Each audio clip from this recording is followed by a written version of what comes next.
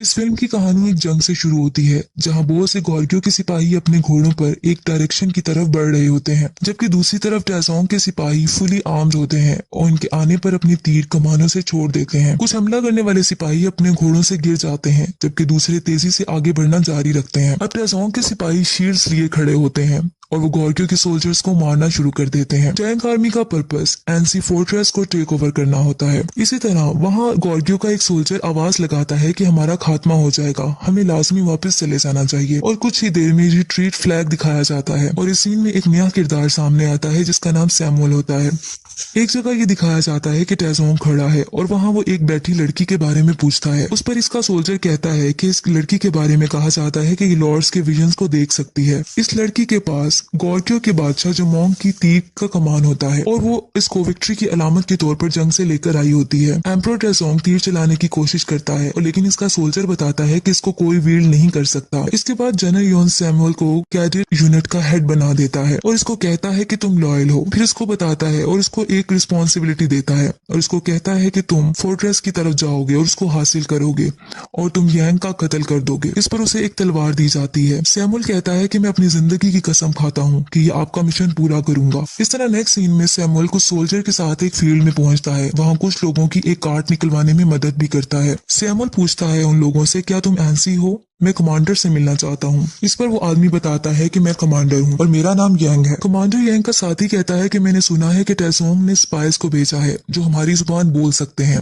ये लाजमी वही लोग होंगे। सैमुअल के सोल्जर्स ये सुनकर तलवार निकाल लेते हैं लेकिन मारे जाते हैं। फिर सैमुअल की तरफ तलवार लेकर बढ़ा जाता है लेकिन यांग उस अपने साथी को मना कर देता है और इसे साथ लाने का कहता है और ये भी कहता है कि हम इन्वेस्टिगेट करेंगे। फिर सैमुअल को यांग अब एक जगह ले आता है और उसे इंटेरोगेशन करता है और इसे कहता है कि योन्स के आदमी मुझे गद्दार कहते हैं, तुम यहाँ गद्दार के फोर्ट्रेस में वापस आ गए हो।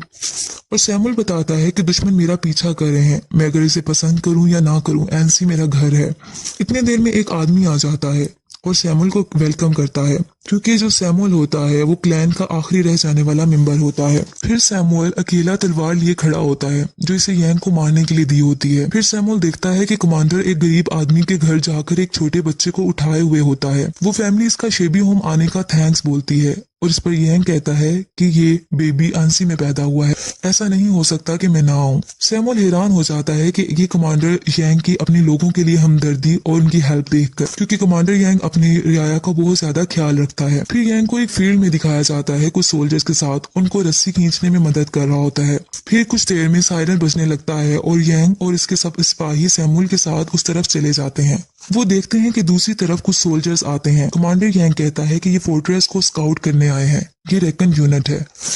अगर ये यहाँ है तो टैसोंग दूर नहीं है, वो जल्द ही यहाँ इस कैपिटल को लेने के लिए पहुंच जाएगा। और वो सबको गेट रेडी बोलता है और ये कहता है कि टैंक एम्परर जल्द ही आ जाएगा। अंदर रूम में कमांडर यांग सैमुअल को जगह दिखाने का कहता है। सैमुअल दिखा देता है और इस पर यांग कहता है कि तुम मेरी बियर्ड को इससे ट्रिम करो। और हर आदमी की, हर सोल्जर की बियर्ड जंग से पहले ट्रिम होना लाजमी होती है। सैमुअल जब ट्रिम करने लगता है तो इसका जैगर इसकी यांग की गर्दन पर होता है। अगर वो चाहता तो वो उसको मार सकता था लेकिन वो उसको नहीं मारता। फिर दोबारा से सायरन बजने लगता है और सब चले जाते हैं। अब सब एक मैदान में जंग के लिए तैयार होते हैं। वहाँ लेडी सोल्जर्स भी होती हैं जिसमें एक का नाम बेका होता है। कमांडर यांग अपने सोल्जर्स के साथ आगे बढ़ता है और देखता है कि ऑपोजिट साइड्स पे बहुत सी लार्जर सोल्जर्स रेड फ्लैग्स उठाए हुए होते हैं। यांग सबको कहता है, जब लोग सुने कि टैंक आर्मी आगे बढ़ रही है तो मुझसे पूछना कि तुम्हें क्या करना है। मैंने बताया है कि हम फाइट करेंगे। मैंने कभी रिट्रीट करना नहीं सीखा और ना ही मैंने कभी झुकना सीखा है, बल्कि मैंने सीखा है तुम्हें हमेशा फाइट करनी है जब भी जरूरत पड़े। अगर तुम्हारी कोई बनाई हुई चीज को, चेरिश की हुई चीज को बर्बाद करने की कोशिश करे तो तुम्हें अपनी जान खतरे में डाल देनी है और यही लम्हा होता है और तुम्हें पीछे नहीं हटना। इन एनसी के लोगों को देखो, ये वो हैं जिन्हें हमने चेरिश किया है और हम इनकी हिफाजत करेंगे। फिर सब सोल्जर्स बैटल की आवाज लगाते हैं और तैयार हो जाते हैं जंग के लिए। दूसरी तरफ खड़ा टैसोंग कहता है, कमांडर यांग है जिसका मुझे खात्मा करना है और इसकी कोशिशें सारी बेकार हैं। इस पर इसका सोल्जर कहता है कि टैसोंग ऐसा है कि इसने जिस फोर्ट्रेस पर नजर डाली है वो इसने उसको ढेर कर दिया है। टैसोंग सब सोल्जर्स को कहता है कि एनसी की प्रॉपर्टीज को तुमने ले लेना है और इनके बच्चों को अपना गुलाम बना लेना है। जंग शुरू हो जाती है। बड़े पत्थरों से इन पर अटैक किया जाता है जिससे बहुत ज्यादा डिस्ट्रक्शन होती है। यांग सैमुअल की जान बचाता है एक बड़े अटैक से। टेसोंग वहां बैठा ये सब कुछ देख रहा होता है और वो ये देख रहा होता है कि यांग की एनएनसी की दीवार नहीं गिर रही होती। फिर वो सब सोल्जर्स को कमांड करता है कि वो दीवार पर चढ़ जाएं और सोल्जर को फॉरवर्ड कमांड दी जाती है। दूसरी साइड पर यांग अपने सिपाहियों को फायर करने का कमांड करता है। मुखालिफ सोल्जर मुसलसल आगे बढ़ते रहते हैं दीवार पर चढ़ने के लिए और दीवार पर लेडर लगा देते हैं। वो लोग नंबरिंग में बहुत ज्यादा होते हैं, लेकिन यांग भी अपने आप को डिफेंड करने में प्रॉपर कोशिश कर रहा होता है और इन पर पत्थर गिराए जाते हैं ताकि वो दीवार पर ना चढ़ सके। इस तरह ये कमांड देता है डिप्लॉय वुल्फ टीथ स्ट्राइकर। इस तरीके से इन्हें रोका जाता है, लेकिन अब दूसरी तरफ भी वो लेडर लगाकर चढ़ने की मुसलसल कोशिशें करते रहते हैं। टेसोंग अब गेट की तरफ अटैक एंड ब्रेक डाउन की आवाज लगाता है ताकि इसके सोल्जर्स उसकी तरफ बढ़े। फिर वो फोर्ट्रेस में काफी सोल्जर ऑपोजिट साइड से आ जाते हैं और फाइट जारी रहती है। यांग कैप्टन और बेका को कमांड देता है कि वो अटैक करें और क्योंकि उनके अटैक करने का टाइम आ जाता है, बेका अपने सोल्जर के साथ सबको मार डालती है और टेसोंग की दीवार से लगाई हुई लेडर को गिरा दिया जाता है। लेकिन टेसोंग के सिपाही गेट तोड़ने में दौड़ना जारी रखते हैं और आखिर गेट खुल जाता है और वो अंदर आ जाते हैं। लेकिन इनको रोकने के लिए यांग ने एक रेलिंग जो कि पहले ही प्लान होती है सेट किया होता है ताकि वो रुक जाए। सैमुअल सब देख रहा होता है और यांग के साथ रहता है। अब यांग कमांड देता है क्लोज ऑर्डर फॉर्मेशन। बहुत ही डिस्ट्रक्टिव बैटल होती है। कमांडर यांग बहादुरी से इन्हें फोर्ट्रेस से भगा देता है और टेसोंग रिट्रीट ऑर्डर दे देता है। कमांडर यांग के सोल्जर विक्ट्री की बुलंद आवाज लगाते हैं और जीत जाते हैं कि सायरन दोबारा बजने लगता है और तमाम सोल्जर सैमुअल के साथ आगे बढ़ जाते हैं।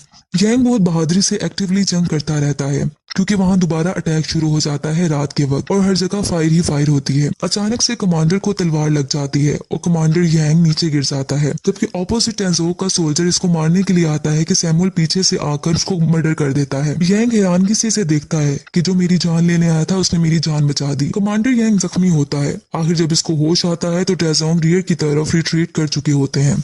फिर दोबारा गैदरिंग होती है। दूसरी तरफ टेसोंग कह रहा होता है कि मैंने वास्ट लैंड को बहुत ज्यादा हजारों किलोमीटर को हर सिम पर फतह किया है, लेकिन मैं एक छोटे से फोर्ट्रेस को अभी डिस्ट्रॉय क्यों नहीं कर पा रहा, और वो गुस्से में आ जाता है। इसी लड़की को जिसके पास वो कमान होती है कमांडर यांग की तरफ भेजता है। वो लड़की वो कमान कमांडर यांग के सामने रख देती है जो कि बादशाह जमोंग की होती है।